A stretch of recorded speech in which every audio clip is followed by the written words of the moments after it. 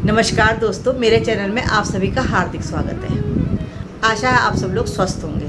दोस्तों, आज हम बात करेंगे पितृ विसर्जन अमावस्या के बारे में। जैसा कि हम सब जानते हैं कि आजकल श्राद्ध चल रहे हैं और हम अपने पितृजनों को उनकी पुण्यतिथि पर श्राद्ध तर्पण देकर उनका आशीर्वाद प्राप्त कर रहे हैं। और दोस्तों, श्राद्ध की समाप्ति पितृ विसर्जन अमावस्या के दिन होती है और इस बार पितृ विसर्जन अमावस्या 2021 में 6 अक्टूबर को है। दोस्तों, जिस तरह हमारे पूर्वजों की तिथि के दिन श्राद्ध करना, तर्पण देना, ब्राह्मणों को जिमाना बहुत ही महत्वपूर्ण है, बहुत ही पुण्यदायक है, इसी तरह दोस्तों पितृ विसर्जन अमावस्या का भी अपना ही एक अलग महत्व है।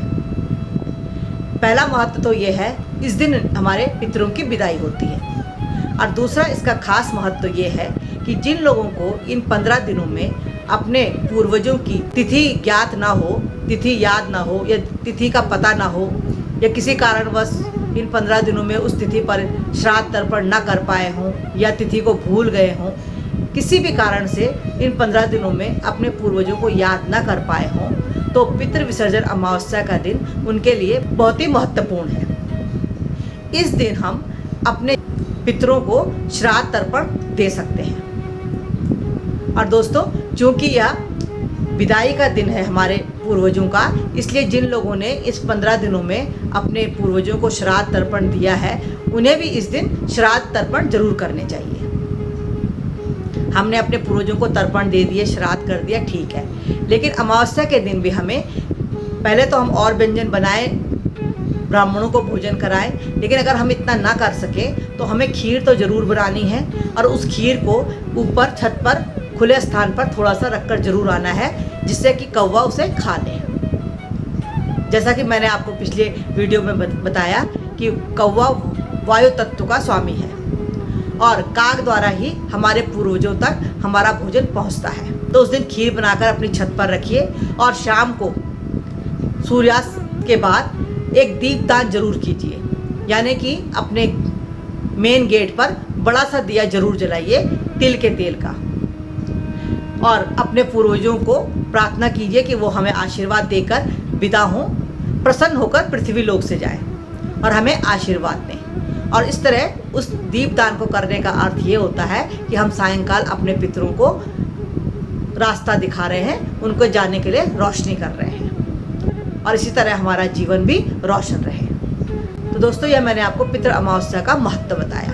दोस्तों, मान्यता है कि पितृ विसर्जन अमावस्या के दिन जो विधि विधान से अपने पितरों की विदाई करते हैं, तो उनके पितृ, उनकी झोली सुख संपदा से, खुशियों से भर कर जाते हैं। और इसके विपरीत जो लोग अपने पितरों का तर्पण नहीं करते, श्राद्ध नहीं करते, अमावस्या के दिन उन्हें याद करके उनकी विदाई ढंग से नहीं करते हैं, उन्हें जीवन में बहुत संघर्षों का सामना करना पड़ता है। दोस्तों, हमारे पुराणों में ऋषि मुनियों ने यहाँ तक कहा है, पितृपक्ष समाप्त होने के बाद आपके जीवन में कोई अच्छी सूचना आए, आपके जीवन में कोई मंगल कार्य बनना शुरू हो जाए, आपकी कोई मनोकामना पूर्ण हो जाए, तो आप ये समझिए कि आपके पितृ आपको आशीर्वाद देकर प्रसन्न मुद्रा में आपके घर से विदा होकर गए हैं। लेकिन इसके विपरीत अगर आपके कोई जीवन में कार्य बनते बनते रुक जाए, घर में कलेश होने लगे, तो इसका मतलब ये है कि आपके पितृदेव प्रसन्न नहीं हुए।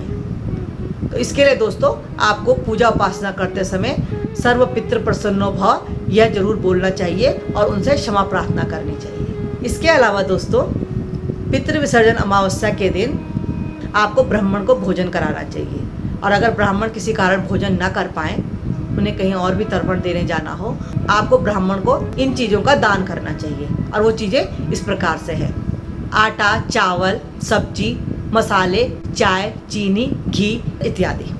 ये आपको अपने ब्राह्मण को देकर विदा करना चाहिए। इसके अलावा दोस्तों, छाता, चप्पल, वस्त्र, आटा, चावल अगर आप किसी गरीब को भी दान में देते हैं, तो यह भी हमारे लिए बहुत ही पुण्यदायी है।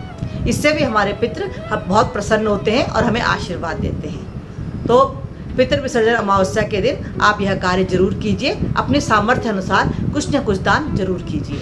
इसके अलावा दोस्तों, पितृ विसर्जन अमावस्या के दिन हमें गीता के 11वें अध्याय का पाठ जरूर करना चाहिए। इसके अलावा जैसा कि मैंने आपको बताया कि उस दिन पितरों की विदाई है, इसलिए दक्षिण दिशा की तरफ हमें एक बड़ा सा दीपक जलाकर दीपदान भी जरूर करना चाहिए। इसके अलावा आप पीपल के पेड़ के नीचे भी एक सरसों के तेल का दिया जरूर जलाकर आएँ और अपने पितरों को याद करें। तो दोस्तों, इस बार 6 अक्टूबर 2021 बुधवार के दिन जो पितृ विसर्जन अमावस्या पड़ रही है, उस दिन हम इस तरह छोटे छोटे कार्य करें और अपने पितरों को प्रसन्नतापूर्वक विदा करें और उनसे आशीर्वाद प्राप्त जरूर करें। तो दोस्तों, यह थी मेरी छोटी सी जानकारी पितृ विसर्जन अमावस्या के दिन के बारे में। आशा है आपको जरूर पसंद आई होगी और आप इसका लाभ भी उठाएंगे।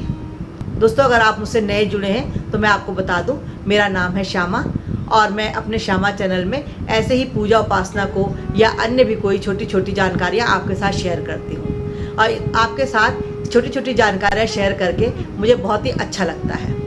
आप भी मुझे सब्सक्राइब करके, लाइक करके मेरे उत्साह को बढ़ाते रहिए। दोस्तों, हम और आप इसी तरह जुड़े रहने चाहिए। चलिए आज यहीं पर विराम लेते हैं और मिलते हैं आगे किसी महत्वपूर्ण छोटी सी जानकारी के साथ। तब तक के लिए अपना बहुत ख्याल रखिए। पितृदेव हम पर अपनी अनुकंपा और आशीर्वाद हमेशा बनाए रखें, इसी कामना के साथ नमस्कार।